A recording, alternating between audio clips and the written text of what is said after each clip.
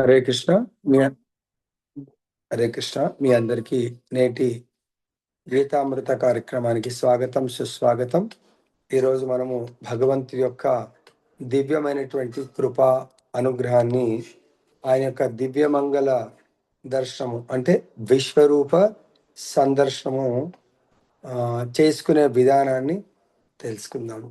దాంట్లో మొట్టమొదటగా అర్జునుడు భగవంతుడితో రిక్వెస్ట్ చేస్తా ఉన్నారు, వినయంతో అడుగుతున్నారు, హే ప్రభు, నేను నీ యొక్క పరమ కరుణ మరియు ఉపదేశాల ద్వారా నా మోహము తొలగిపోయింది అని భగవంతునితో తన యొక్క ప్రజెంట్ స్టేటస్ అంటే అర్జునుడు 11వ అధ్యాయం ప్రారంభంలో ఎలాంటి స్థితిలో ఉన్నాడు, అదే 2వ అధ్యాయం మనము 7వ శ్లోకం చూసినట్టయితే అప్పుడు అర్జునుడు భగవద్గీతని దేని కొరకు బోధించమన్నాడు అనేది చూద్దాం మనం.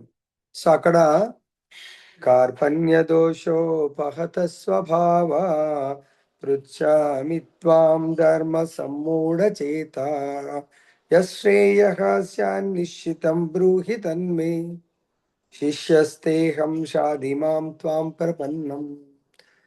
అర్జునుడు భగవంతుని వేడుకున్నాడు, హే ప్రభు, లోభమనే దోషము నా లోపల ఉంది, దానివల్ల నేను నా ధర్మ విషయంలో అంటే నేను ఏం చేయాలో ఏం చేయకూడదు అనే విషయంలో మోహము చెంది శాంతిని కోల్పోయాను.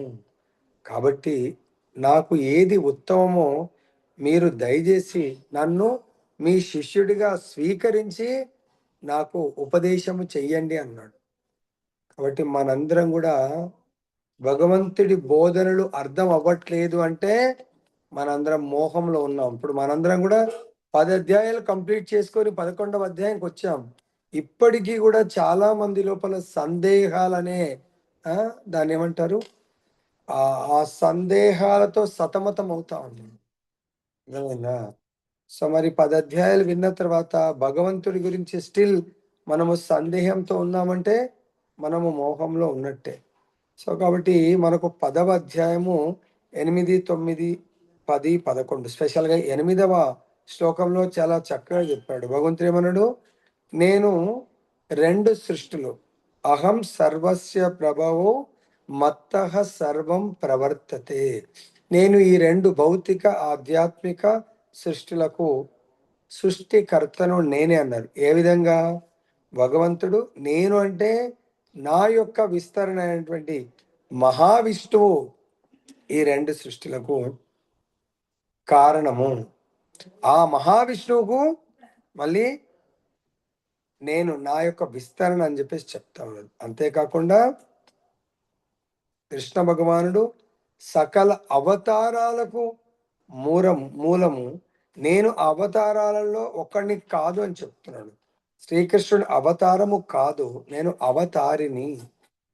కృష్ణుడి నుంచి అన్ని అవతారాలు వస్తున్నాయి అని మనకు భగవంతుడు చెప్పడము, అది అర్జునుడు ఆ విషయాన్ని అర్థం చేసుకొని ఆయన విశ్వసించి, అప్పుడు ఏ విధంగా ఏదో ఫ్రెండ్ చెప్తున్నాడు ఇంకే తప్పదు కదా అని చెప్పేసి కాదు, ఒక భగవంతుని మానవ మాత్రుడు, తాను ఒక మానవుడు, భగవంతుడు మానవుడని మానవ మాత్రుడుగా ఏమాత్రం ఇంత విన్న తర్వాత అర్థం అనుకోవడం లేదు.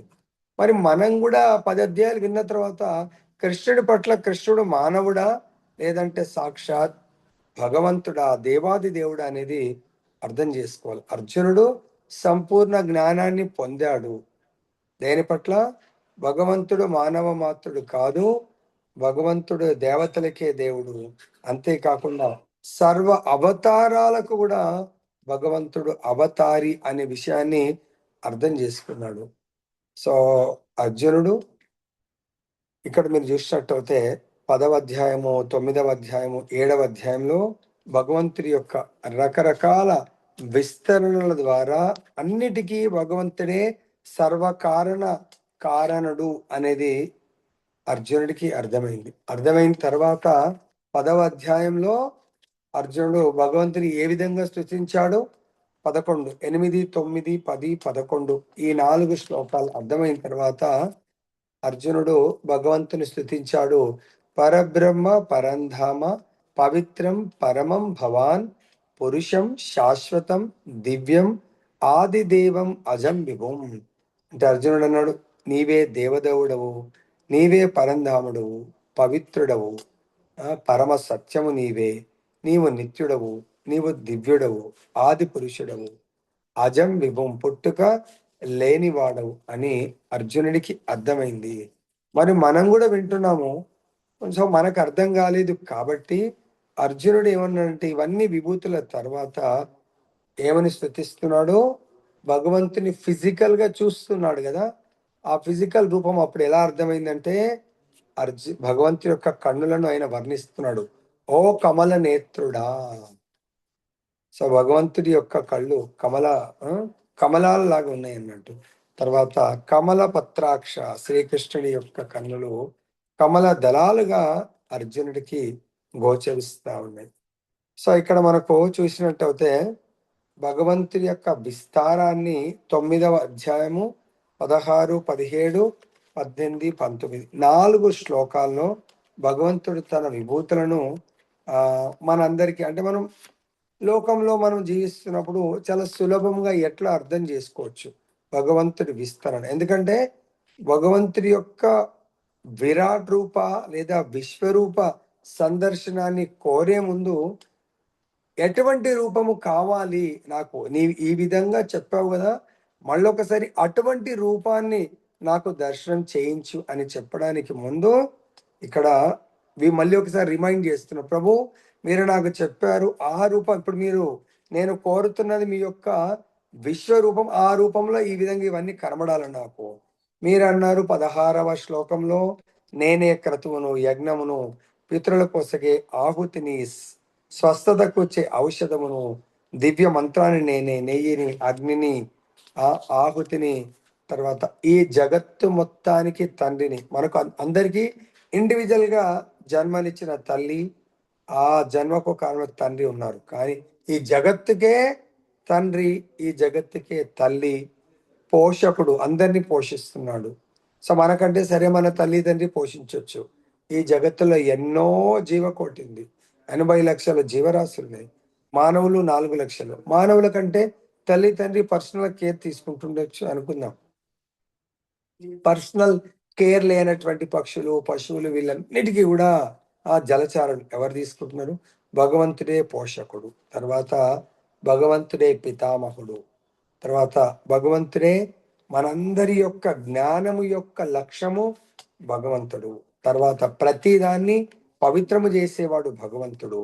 తర్వాత మనందరం ఓంకారం అందరూ జపిస్తూ ఉంటారు.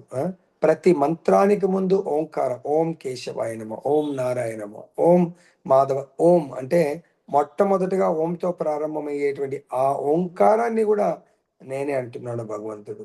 తర్వాత ఈ 4 వేదాలు, ఋగ్వేద, సామవేద, యజుర్వేద, ఇవన్నీ కూడా నేనే అని భగవంతుడు చెప్తున్నాడు. అంతేకాకుండా మనందరి యొక్క పరమ లక్ష్యము భరించేవాడును, ప్రభువును, సాక్షిని, నివాసాన్ని, ఆశ్రయము, అత్యంత ప్రియమిత్రుడను నేనే.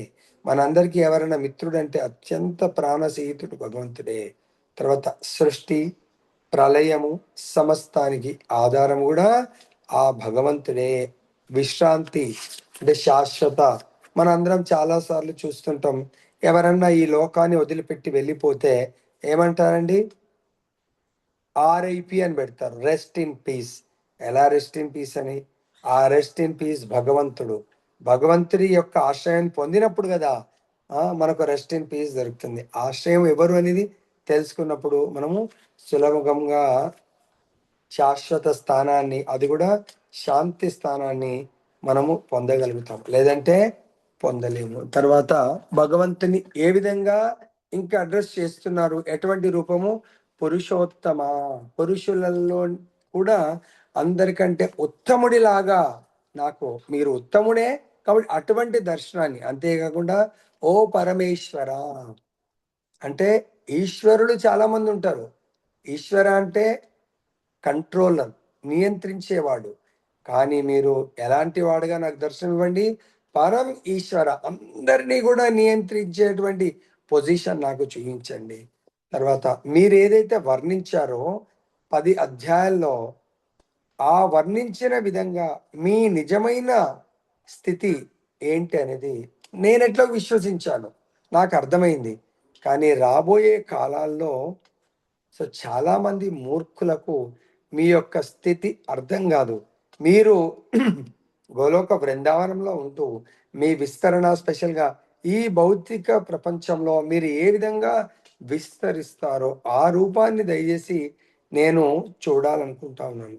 ఎందుకంటే రాబోయే యుగాల్లో స్పెషల్‌గా కలియుగంలో చాలామంది వాళ్ళని వాళ్ళు దేవుడుగా, నేనే భగవంతుడిని, నేనే కృష్ణుడిని, నేనే రాముడిని అని కొన్ని యోగిక్ శక్తుల్ని చూయించి చాలామందిని మోసము చేసే అవకాశం ఉంటుంది.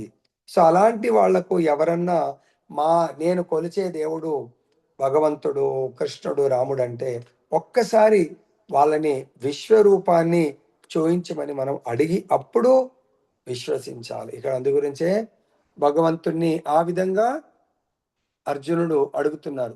మనం కూడా ఎవరినన్నా అంత సులభంగా నమ్మకుండా భగవంతుడనే చెప్పుకునే వాళ్ళను ఒక్కసారి మీ విశ్వరూపాన్ని మీరు ఒకవేళ అంత గొప్ప వాళ్ళైతే చూయించండి నాకు అని వాళ్ళని వేడుకోవాలా. విశ్వరూపం చూయించాలంటే ఆయన యోగేశ్వరుడు అయ్యి ఉండాలా.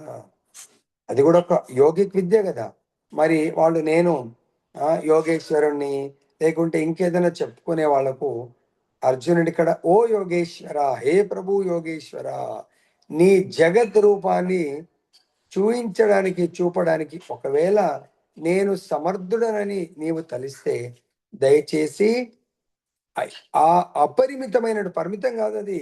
సో ముల్లోకాలు మొత్తం ఆయనగా ఉంటాడు. ఎక్కడ కూడా ఆయన ఆది కనబడదు, ఆయన అంతము కనబడదు, మధ్య కూడా కనబడదు. ఎందుకంటే మనకు ఆది అంతం కనబడితే కదా మనం మధ్య ఇక్కడి వరకు మిడిల్ ఉండొచ్చు అనుకుంటాం. అటువంటి అపరిమితమైనటువంటి విశ్వరూపాన్ని నాకు చూయించండి అంటున్నాను. కానీ ఇక్కడ మళ్ళీ ఏమంటారు, మనం ఈ భౌతిక ఇంద్రియాలతో భగవంతుడి యొక్క ఆ అపరిమితమైనటువంటి ఆ రూపాన్ని దర్శించలేరు. అటువంటి రూపాన్ని దాని గురించి మనము భగవంతుడి యొక్క కృప, కరుణ, కటాక్షం లేనిది మనం వినలేము, అర్థం చేసుకోలేము, దాని గురించి మనము గ్రహించలేము. మరి దానికి ఆ భగవంతుడి యొక్క రూపాన్ని కానీ వినడము, అర్థం చేసుకోవాలంటే మన యొక్క మానసిక కల్పనా శక్తి ద్వారా మనము దాన్ని స్వీకరించి అర్థం చేసుకునాలని ప్రయత్నం చేస్తే అది మనం చాలా తప్పు చేసిన వాళ్ళం అవుతాం. దానివల్ల అర్థం చేసుకోలేము. భగవంతుడి యొక్క ఆ దివ్యమైనటువంటి దర్శనాన్ని మనము చూడలేము. దీనికి ఒక ఎగ్జాంపుల్ ఏంటంటే, ఒకసారి ఒక రాజుగారు కఠోర తపస్సు చేస్తారు ఆ భగవంతుడి యొక్క దివ్యమంగళ దర్శనం కొరకు. సో కఠోర తపస్సు చేసినప్పుడు భగవంతుడు ఆయన తపస్సుకు మెచ్చి దర్శనమిస్తాడు. దర్శనమిచ్చి రాజా నీకేం కోరిక కావాలో కోరుకో అంటాడు. రాజు చాలా ధర్మాత్ముడు. రాజు అంటాడు ఆయన యొక్క దివ్యమంగళ దర్శనం చేసుకోగానే ఆయనకి ఏమీ కోరికలు ఉండవు. కేవలం మీ దర్శనం గురించి నేను తపస్సు చేశాను, నాకు దర్శనం దొరికింది కాబట్టి ఇంకేం కోరికలు లేవంటే, లేదు రాజా, నా దర్శనం వృధా పోదు. ఎవరైతే నా దర్శనం చేసుకుంటారో వాళ్ళకి ఏదో ఒక కోరిక వరాన్ని ఇవ్వటము, కోరిక నెరవేర్చడము నా యొక్క దర్శన ధర్మము.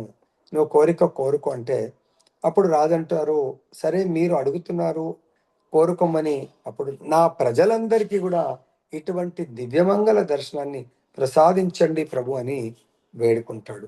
అప్పుడు భగవంతుడు అంటాడు, రాజా అది సాధ్యము కాదు.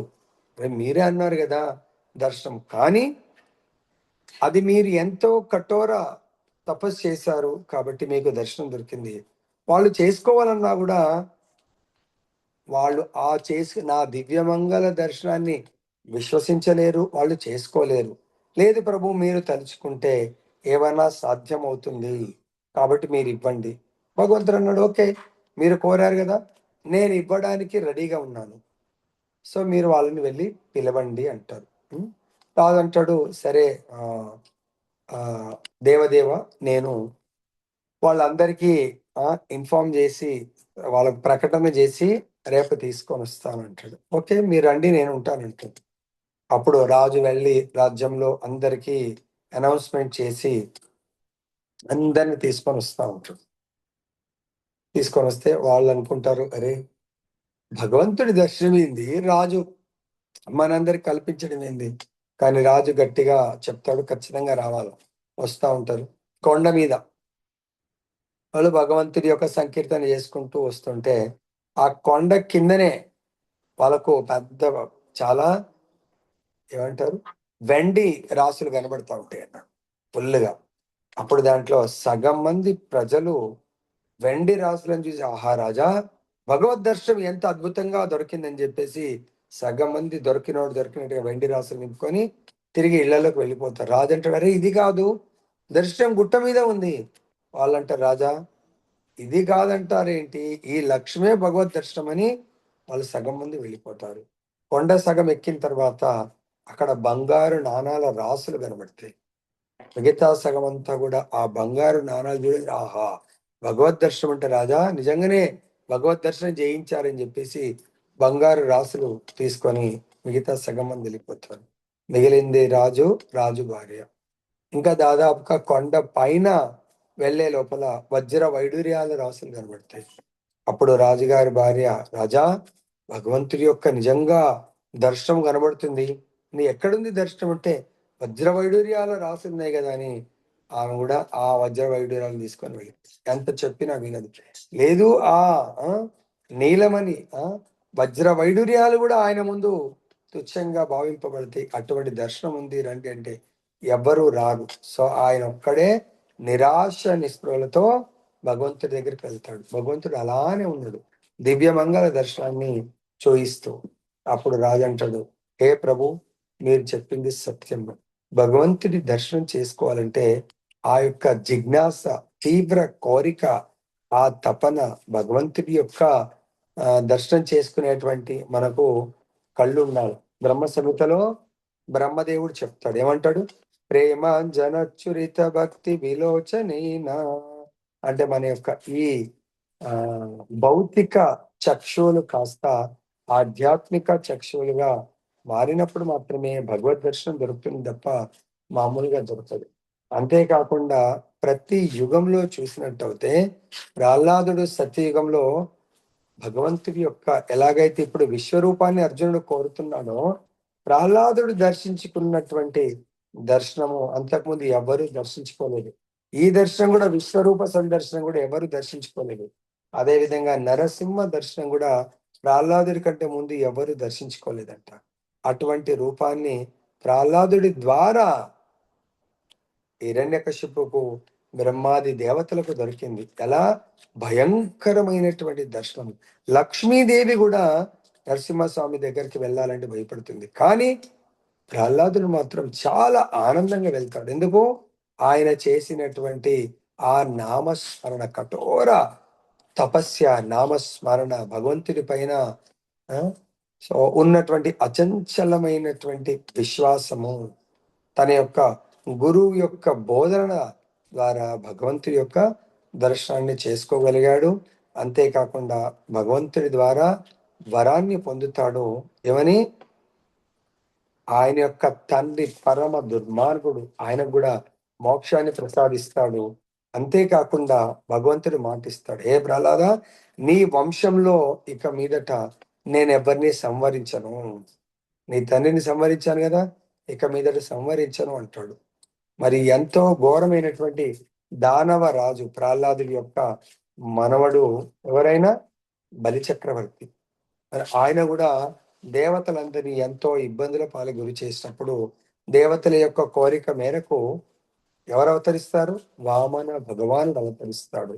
సో మరి ఈ వామన భగవానుడు అవతరించినప్పుడు బ్రాహ్మణుడు లాగా బలిచక్రవర్తి చేసినటువంటి ఆత్మ సమర్పణ, ఆత్మ నివేదనకు వామనుడు ప్రసన్నమై ఆయన తన యొక్క విరాట్ రూపాన్ని విస్తరిస్తాడు. ఎలాంటి రూపం, ఇక్కడ విశ్వరూపము, అక్కడ త్రివిక్రమనుడి లాగా. సో వామనుడు విస్తరించి ముల్లోకాల వ్యాప్తి చెందుతాడు. రెండు పాదాలతో ముల్లోకాలను విస్తరిస్తాడు. మూడవ పాదాన్ని ఎక్కడ మోపాలి అని అడిగినప్పుడు బలి చక్రవర్తి నవదా భక్తుల్లో 9వ భక్తికి ఆచారులాగా తనను తాను సమర్పించుకుంటాడు. ప్రభు, నా తలపైన మీరు మూడవ పాదాన్ని మోపండి. ఎప్పుడైతే ఆ ఆత్మ సమర్పణకు భగవంతుడు చాలా ప్రసన్నుడై ఆయనకు ఏమనిస్తాడు వరము? నీ యొక్క ఆయన సుతల లోకానికి రాజుగా చేసి ఆ యొక్క లోకాన్ని తాను స్వయంగా రక్షిస్తానని చెప్పేసి చెప్పడం జరిగింది. అంటే భగవంతుడికి ఎవరైతే సంపూర్ణ శరణాగతులు అవుతారో వాళ్ళకు భగవంతుడు రక్షణ కల్పించడం కాదు, వాళ్ళందరికీ కూడా వాళ్లకు తగినటువంటి దివ్యమంగళ దర్శనాన్ని చూపించడం జరుగుతుంది. అంతేకాకుండా భగవంతుడు రకరకాలటువంటి యుగాల్లో ఎంతో మంది ఉత్తమ భక్తులకు దర్శనం ఇస్తా ఉంటాడు.